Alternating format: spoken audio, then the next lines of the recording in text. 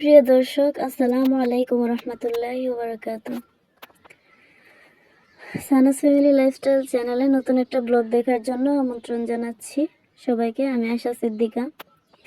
আশা করছি যে যেখান থেকে আমার ভিডিওটি দেখছেন সবাই খুব ভালো আছেন, সুস্থ আছেন। আমরা আল্লাহর অশেষ রহমতে অনেক ভালো আছি। গতকাল রাতে আমার হাজব্যান্ড একটা তরমুজ এনেছিলেন। তো তরমুজটা অনেকটাই বড় ছিল, প্রায় 8 কেজি ওজনের। আর এই অংশটা হচ্ছে দোকানদার কেটে দিয়েছিল। তো আমার ছেলে বলছিল খাবে, তাই এটা বের করে আমি একটু ছোট করে কেটে দিচ্ছি।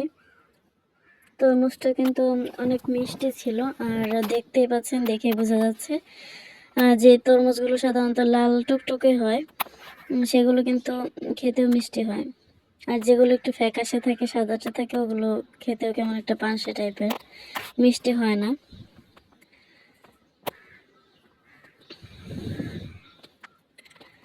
তো আজকে না হচ্ছে তরমুজের একটা শরবত বানিয়েছিলাম ইফতারের সময়, আর বানিয়েছিলাম একটা রেসিপি দেখে। এমনি সাধারণত আমি তরমুজের শরবত বানাই, তরমুজ কিউব করে কেটে অল্প একটু চিনি দিয়ে ব্লেন্ড করে নিই, তারপর ছেঁকে নিই। আর আজকে একটু বেশি স্পেশাল করতে গিয়ে একটা রেসিপি দেখে বানিয়েছি। তো ওই রেসিপিতে দেখলাম যে বিট লবণ দেয়, আর ওই বিট লবণ দিয়ে শরবত বানাতে গিয়ে অনেক বড় একটা ভুল করে ফেলেছি। মানে আসলে প্রত্যেকটা জিনিসই না সিম্পলভাবে করলে খুব ভালো হয়। ওই বিট লবণ দিয়ে শরবত বানাতে গিয়ে শরবতের স্বাদটাই পুরা নষ্ট হয়ে গেছে। তরমুজে কোনো ফ্লেভার ছিল না, কোনো স্বাদও ছিল না, মানে কেমন যে লেগেছে খেতে। আর এখানে হচ্ছে দিনের বেলাতে ছেলেকে একটু জুস করে দিয়েছি। এতে চিনি আর লবণ টবণ কোনো কিছু দেইনি, শুধু তরমুজটাকে হাত দিয়ে চটকে একটা ছাঁকনি দিয়ে ছেঁকে রসটা শুধু বের করে দিয়েছি। তো এভাবেই যদি আমরাও খেতাম ইফতারের সময়, সেটাই মনে হয় ভালো হতো। রেসিপি দেখে আমি আসলে শরবতটাকেই পুরো নষ্ট করে দিয়েছিলাম। যাই হোক, মানুষ ভুল থেকেই শিক্ষা গ্রহণ করে। এদিকে আমি হচ্ছে রান্না শুরু করে দিয়েছি। আমার না রাতের বেলা রান্না করতে খুব একটা ভালো লাগে না, ইফতারের পর আর কিছু করতে মন চায় না, মনে হয় ওই সময়টা শুধু রেস্ট নিই। তাই আমি ইফতারের আগেই হচ্ছে সেহরির খাবার, সন্ধ্যা রাতের খাবার সব রান্না করে ফেলি। তো আজকে হচ্ছে এটাকে কি বলে, কাকলা মাছ না কাকিলা মাছ কি যেন বলে, ওটা ভুনা করছি। আর হচ্ছে মুরগির মাংস রান্না করব। আমার রসুন পেস্ট শেষ হয়ে গিয়েছিল, তাই এখানে রসুন পেস্ট করে নিয়েছি। আর ওই মশলার বক্সে অল্প কিছু রেখেছি রান্নার জন্য, আর বাকিগুলো হচ্ছে ডিপ ফ্রিজে আমি সংরক্ষণ করে রাখবো।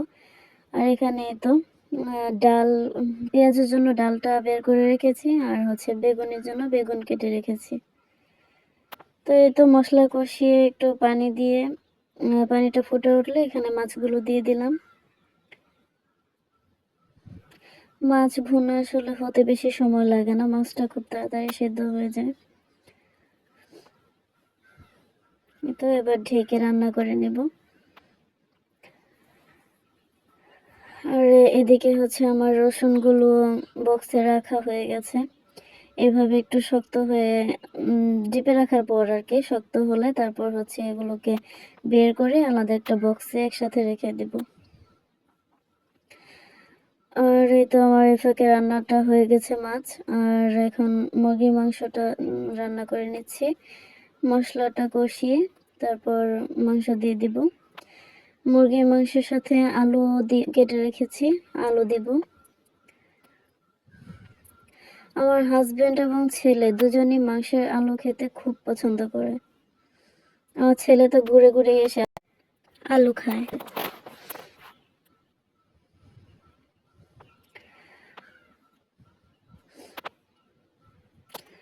তো মাংসটা একটু ভালোভাবে কষিয়ে তারপর হচ্ছে ঢাকনা দিয়ে ঢেকে রান্না করব।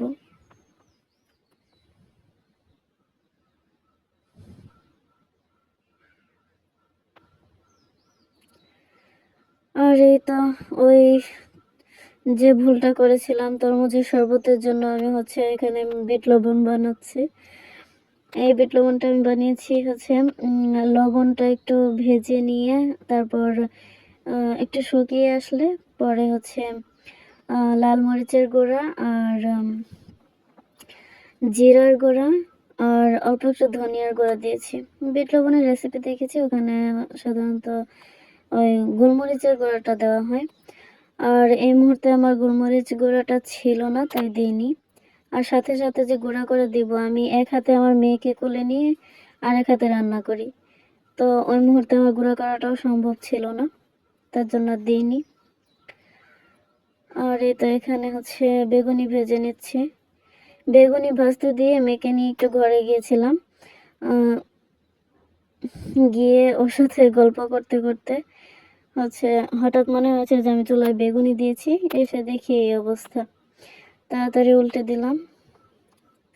আর যদি সামান্য একটু দেরি করে আসতাম তাহলে আমার বেগুনের অবস্থা 12টা বাজতো, একদম পুড়ে ছাই হয়ে যেত মনে হয়। তারপরে তো আলুর চপ ভাজছি।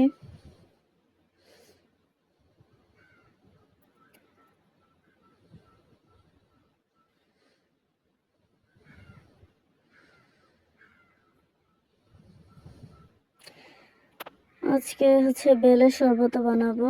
বেল যে অর্ধেকটা বাকি ছিল ওটা হচ্ছে ছাড়িয়ে একটু পানি দিয়ে ভিজিয়ে রেখেছি, আর এটা হচ্ছে হাত দিয়ে চটকে তারপর এই যে একটা ছাঁকনিতে ছেঁকে নিচ্ছি।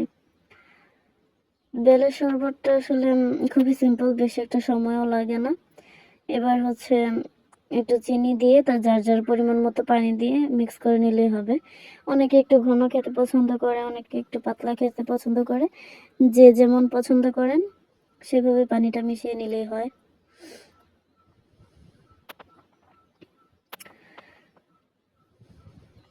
তো এই তো কিছুটা চিনি দিয়ে তারপর হচ্ছে নেড়ে চিনিটাকে গলিয়ে নিব।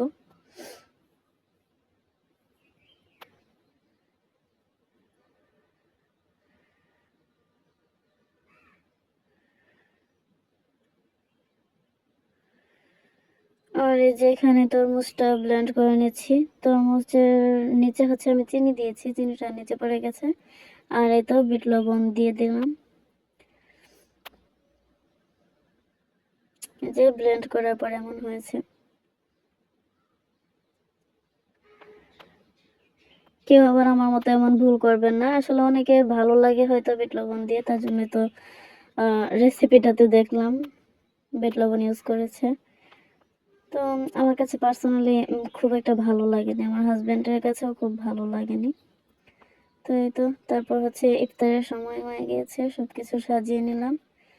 আর হচ্ছে রাতের বেলা করলা ভাজি করেছিলাম। করলা ভাজিটা না দিনেই করে ফেলতাম, কিন্তু আমার হাজব্যান্ড বলছিল যে করলা ভাজিটা গরম গরম থাকলে তাহলে গরম ভাত দিয়ে খেতে ভালো লাগবে। তাই ভাবলাম যে তাহলে খাওয়ার আগে আগে ভেজে দিব। তো এতে জন্য করলা ভাজিতে একটু তেলটা বেশি লাগে। আর আমি আজকে না ঢেকে রান্না করব। আমি সাধারণত করলা ভাজিটা 2-3 বার একটু ঢেকে দিয়েই রান্না করি। অনেকে বলে যে ঢেকে রান্না করলে নাকি তিতাটা থেকে যায়। খুব একটা তিতা থাকে না, আমি ঢেকেই রান্না করি। তার কারণ হচ্ছে মানে ঢেকে একদম 100% সেদ্ধ করা যাবে না, প্রায় 70% সেদ্ধ হলে তারপর হচ্ছে খুলে রান্না করতে হবে। আর ঢেকে দিলেও আমি হচ্ছে মিডিয়াম থেকে হাই হিটে রেখে এটাকে ভাজি করি, এজন্য এটা তেমন একটা তিতা থাকে না।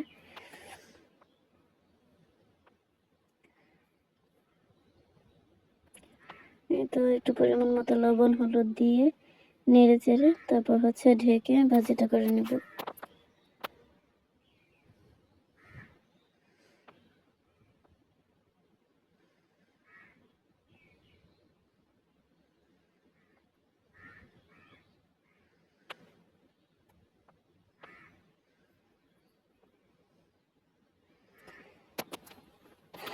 আচ্ছা, এই ফাঁকে সবাইকে একটা রিকোয়েস্ট করে নিই।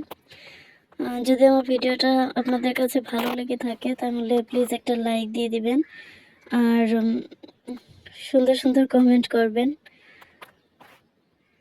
আর আমার চ্যানেলটাকে সাবস্ক্রাইব করতে পারেন। আমাকে সাপোর্ট করার জন্য। তো এই তো নাড়াচাড়া দিয়ে এখন হচ্ছে ঢেকে দিব। তারপর আমি আপনাদেরকে দেখাচ্ছি কিছুক্ষণ পর। মাঝখানে আমি 2-3 বার ঢাকনা খুলে নাড়া দিয়েছি। তারপর এখন হচ্ছে এই দেখুন, তেলটা একটু বেশি পরিমাণে দেওয়ার কারণে নিচে কিন্তু তেল জমেও আছে। আর এখন এই যে চেক করে দেখছি, এটা কিন্তু একদম গলেও যায়নি, আবার কাঁচাও নেই, এরকম একটা সিদ্ধ হবে। তারপর থেকে পুরো সময়টা ঢাকনা খুলে একদম ভাজা ভাজা করে নিলেই আর তিতাটা থাকে না।